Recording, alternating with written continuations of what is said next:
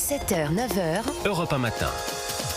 Bonjour Laurent Tessier. Bonjour à tous. Rédacteur en chef de Pascal Pro. Et vous, Laurent, vous voulez nous parler ce matin de votre ville, à vous, Nantes, et d'une opération assez particulière qui se déroule aujourd'hui. À la mairie de Nantes, la maire socialiste Johanna Rolland. Une grande opération va avoir lieu dans quelques heures. La lutte contre l'insécurité et la délinquance? Non. La lutte contre le trafic de drogue? Non. Aujourd'hui, la ville de Nantes lance l'opération Plante ton slip. Eh oui, les Nantais, on est très sérieux. Les Nantais sont invités à planter leur slip en coton dans la terre, Jacques, à 4 cm de profondeur.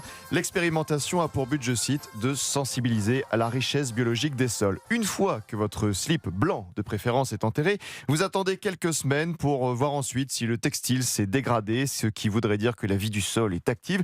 29 slips vont être plantés cet après-midi à Nantes. Ils seront déterrés le 24 juin. J'imagine les discussions aujourd'hui. S'il te plaît, est-ce que tu pourrais demander à ton mari qu'il ait la gentillesse de passer un slip? Merci. Et là, le meilleur arrive. En septembre, tous les slips participants seront exposés dans un parc à Nantes à l'occasion de l'événement La Folie des Plantes. Bon, redevenons sérieux quelques instants. Nous avons autre chose à faire en ce moment plutôt que de planter des slips dans la terre. Cette initiative a déjà eu lieu dans d'autres villes en France. Elle est relayée depuis quelques années par l'ADEME, l'Agence de la transition écologique. Ah, l'ADEME, les experts.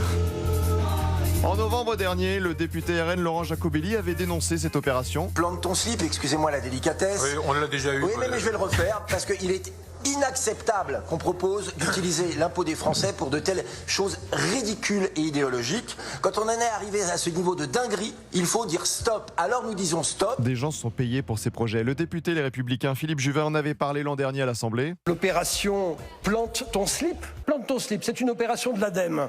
Peut-être qu'il faudrait que tous ces gens qui dilapident l'argent des Français un jour rendent des comptes. Je rappelle que l'ADEME, c'est plus de 1000 salariés. C'est une agence de l'État, c'est notre argent, nos impôts, un budget de plus de 3 milliards d'euros, plus de 100 millions d'euros en dépenses de personnel. C'est la folie de l'administration française. Certaines voix appellent à supprimer l'agence. Mais la semaine dernière, la ministre de la Transition écologique, Monique Barbu, était auditionnée au Sénat. Ce n'est pas un sujet. Il est hors de question de supprimer l'ADEME.